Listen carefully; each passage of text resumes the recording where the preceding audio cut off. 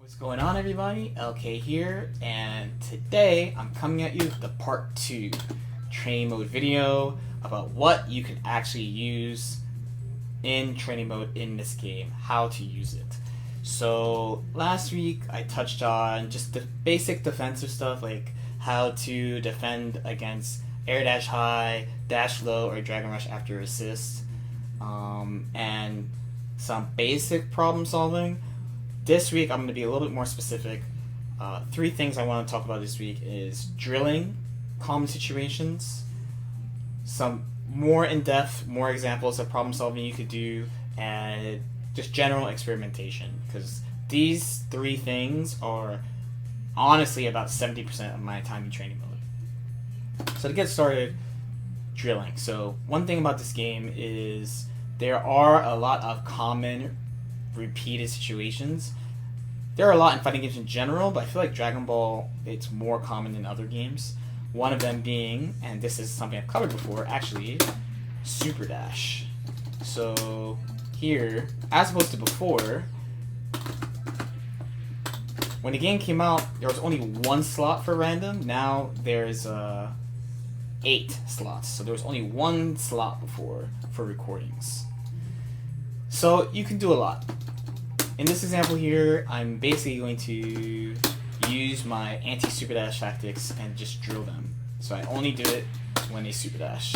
The first one being backdash. So if you didn't watch that video, when you backdash, the super dash has more travel time. It gives you more time to react.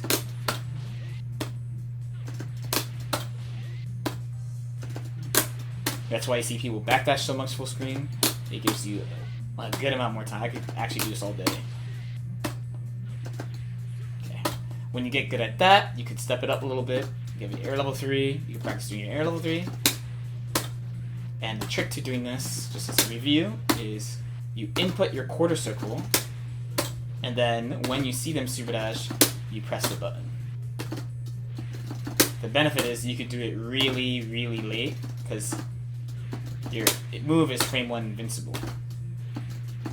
And when you get good at this, you can also add hitting the super dash with normal, which is the hardest one depending on your skill level.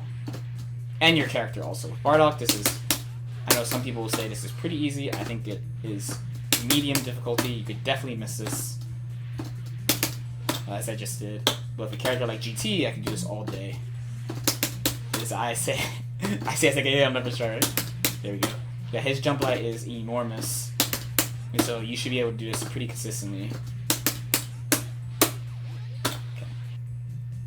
Another example of a thing you could drill out is, this is kind of a low to like mid-level thing, is people tend to, it's, for lack of a better word, it's pretty difficult to confirm single hit key blasts as opposed to multi-hitting ones.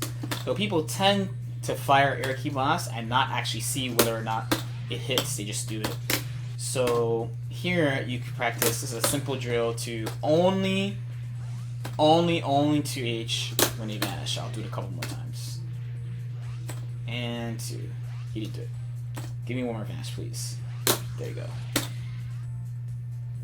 And one last one you could do, this is a pretty standard thing you practice. Once you get this, like, you'll just get it. This again goes back to an old topic I covered, but this is practicing only punishing when they vanish. Because if you are new and you've just started watching my Dragon Ball videos, there is a type of reflect that comes if they vanish here, where you recover faster and you can punish into a full combo. So here it's you only want to do something. I did too fast. Bardock special. You only want to do something when you see the auto reflect happen. And one more time. Just kidding.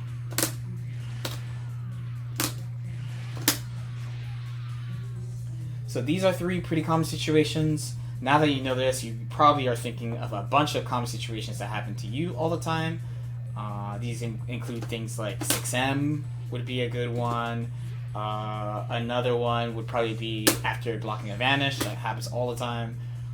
Now you can use the training recording settings here to just build up the situation and like just practice it.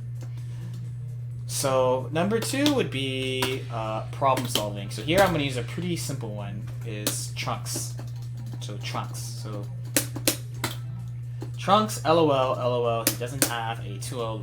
But despite him not having a 2L low, he has many ways he can hit you. And one thing that I've noticed is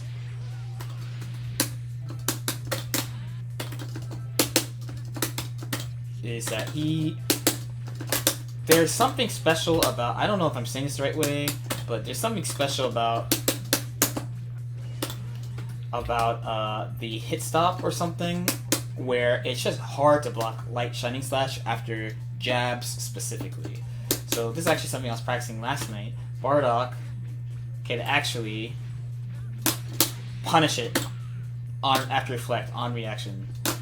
So up until then, though, I didn't really know what to do. It's -2, yeah, so technically he's not advantaged if you block it, but 1, it's difficult to block.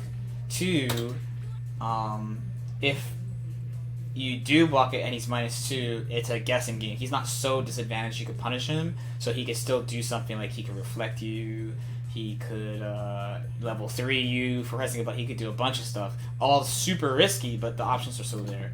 So after thinking about it for a while, messing around, I concluded that if I could do that 100% of the time, like just be extra aware of it after jabs, and Bardock gets a consistent punish, then the threat of this is way lower.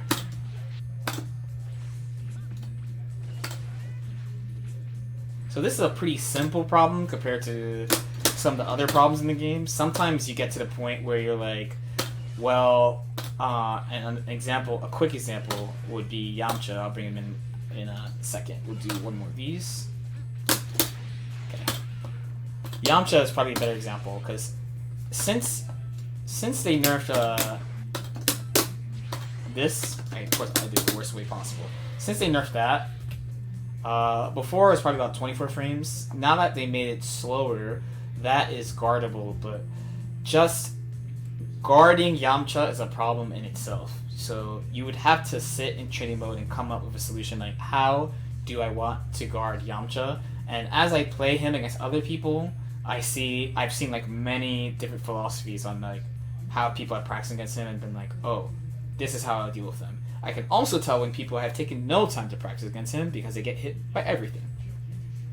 I've seen people who they only try to defend this Wolf Inctus. I see people who mash against him because there's always, like, if he goes through you, there's a gap, and if he goes like this, there's a gap. So mashing is pretty reliable if you think that's the only way they're gonna try to hit you. There's no one way, but you start with a base and adapt it to your opponent as needed is the ideal. There are a bunch of characters like that. I think Yamcha is the best example, though. Now, last thing would be experimentation. So, a lot of times, I think an easy way to explain it is take snap setups. Like, you basically, at a really basic level, you really could just bring them in and do whatever airtight block string into whatever mix-up you normally do. So, I know this isn't a thing, but for example, you could just do that. Or you could take advantage of the airborne state to do something else. So you can kind of mess around. The more common your character is, the more you can just legit go and take someone else's tech. But you can try to like mess around and push things a little bit, because if you come up with your own thing, then you have something that an opponent hasn't seen before and you'll definitely hit them with, which is a big advantage. So even if something is absolute 50-50, like let's say this is a 50-50 mix-up, right? So even if that's absolutely 50-50, if the opponent is aware of it, they're going to be ready. They're going to be like, okay, 50-50 high-lows coming. Here goes. Like, I'll do my best. As opposed to if I had some way to go behind them after snap, and they're sitting here gearing up for the high-low, and you cross them up, now they're like, oh shit, now what? As an example, before they changed the trunk system, this is actually maybe the most important nerf they gave to trunks.